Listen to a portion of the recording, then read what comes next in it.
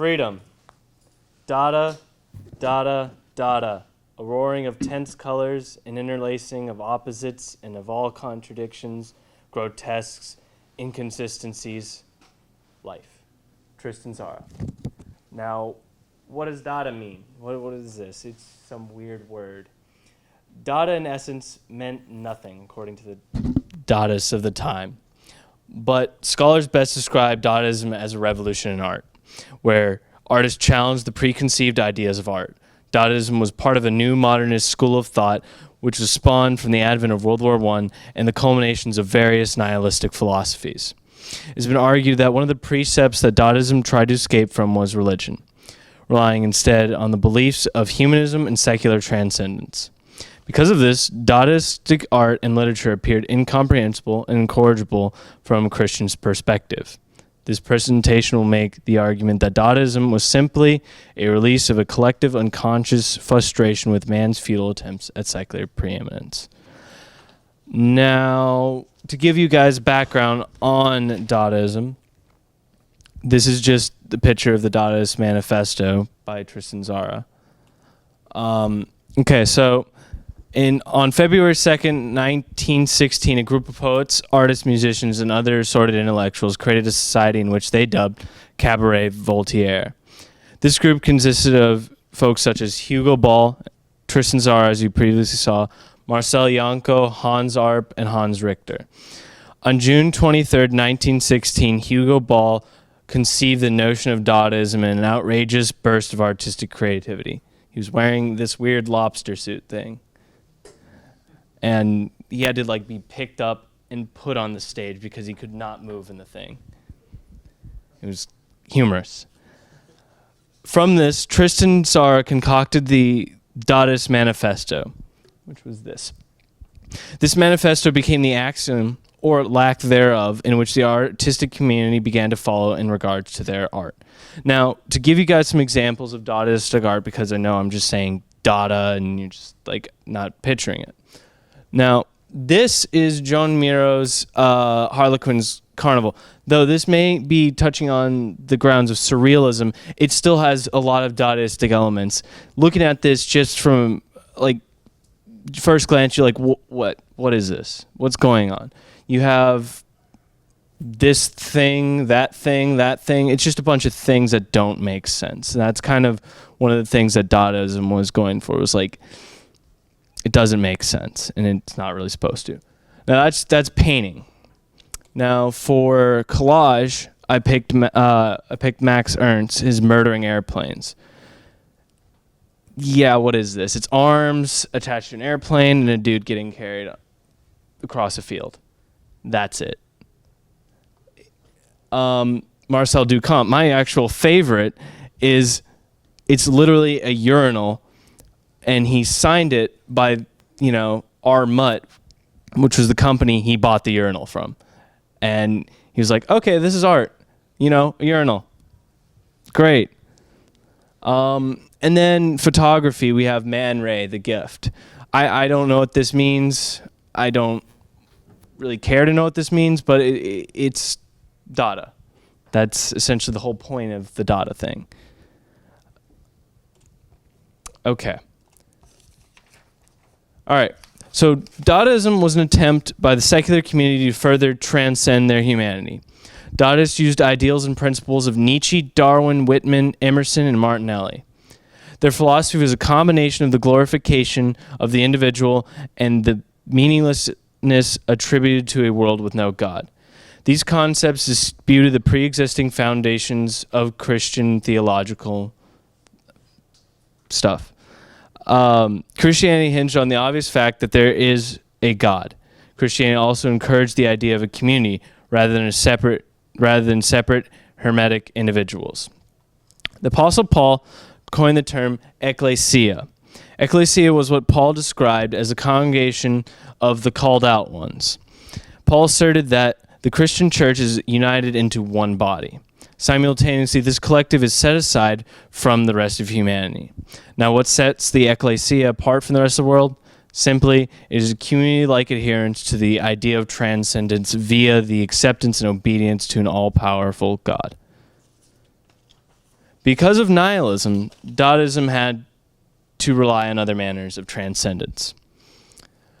Jean Arp, the sculptor, said this: "We sought an elementary art which we thought would save men from the curious madness of these times. We aspired to a new order." Art portrays the Dadaist belief that a revolution of absurdity in art could in turn lead to a new order. This seemingly Marxist concept illuminates the possibility that mankind could transcend to something better, i.e., a new order. The aspiration for a new order was helped by the Nietzschean theory of the Übermensch, or the superhuman. Superhuman could be made possible by the rejection of otherworldly hopes. Dadaists believe that through the rejection of not only religion, but art itself, the creation of the Übermensch could be attained. Consequently, this movement failed to start a new order of improved esoteric humans, and it ultimately did not produce any so-called superhumans. As Christians, we understand the inevitability of this failure. Without God, humanity is doomed to stagnation. Now, the ecclesia, or the community that exists within the church, is an example of a unified unconsciousness. Now, stay with me on this one. Going to Carl Jung's secular theories on the collective unconscious can be readily applied to Christianity. Jung formulated that there exist certain archetypes that indicate the existence of definite forms and truths. The whole institution of Christianity revolves around the notion that there is one indisputable truth. That truth is the existence and omnipotence of God. The church and its congregation adhere to this archetype as a collective body, or ecclesia.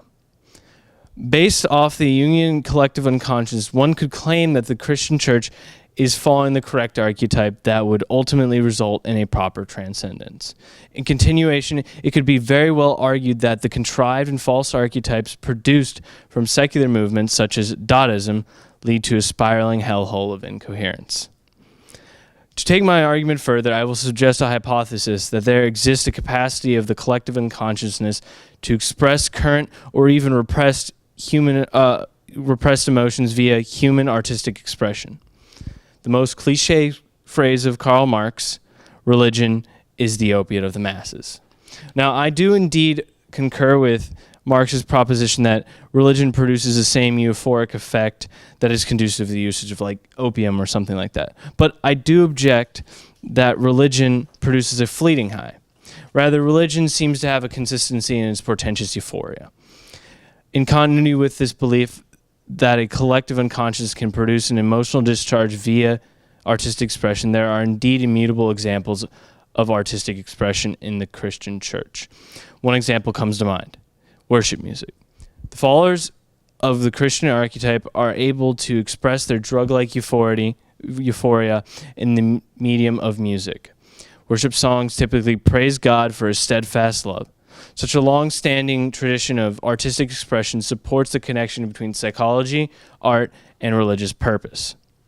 A polar response can be seen in the secular collective unconsciousness. The artistic mediums of the secular unconscious, at least before the era of Dadaism, seem to be more or less lacking in regards to emotional artistic responses. The emotional artistic responses previous to Cubism and Dadaism were significantly more subdued, at least in comparison to the more blatant and almost extreme responses that originated from the worship music of the church of the time and so on. When Cubism and more specifically Dadaism poked their heads into the art scene, a more apparent and obvious emotional artistic response was duly noted by the critical community. The response given by the critics of the time was a unanimous shout of disdain. People didn't like Dadaism. The reason behind this can be attributed to the offensive expulsion of a collective repression. The bottled up emotions of frustration and confusion eventually succumbed to the pressures of humanity and exploded into an artistic movement that still remains relatively controversial. The negative nature attributed to the secular futility of humanistic transcendence becomes obvious in the bizarre and incorrigible characteristics of Dadaistic art. As you've seen before, they don't make sense. Now, what does this mean? What do we, as Christians, what do we do with Dadaist? How does this relate to us? Francis Schaeffer, modern theologian, offers this. I don't have that out there. Okay. These paintings, these poems, and these demonstrations which you have been talking about are the expressions of men who are struggling with their appalling lostness. Dare we laugh at such things? Dare we feel superior when we view their tortured expressions in their art? Christians should stop laughing and take such men seriously. Then we shall have the right to speak to our generation. These men are dying while they live. Yet where is our compassion for them? There's nothing more ugly than a Christian orthodoxy without the understanding or without compassion. Schaeffer proposes that we, as evangelical Christians, should minister and help these poor and tormented souls. Dadaism gives us historical insight as to what we need to look out for. Dadaism, in a way, defines the futility of man's attempts to make it on his own. It is our duty to enlighten the world about the glorious rewards of the ecclesia. Without us and our proper knowledge of the proper Christian path to divine transcendentalism, these wayward secular artists will be utterly doomed to a life of absurd pointlessness.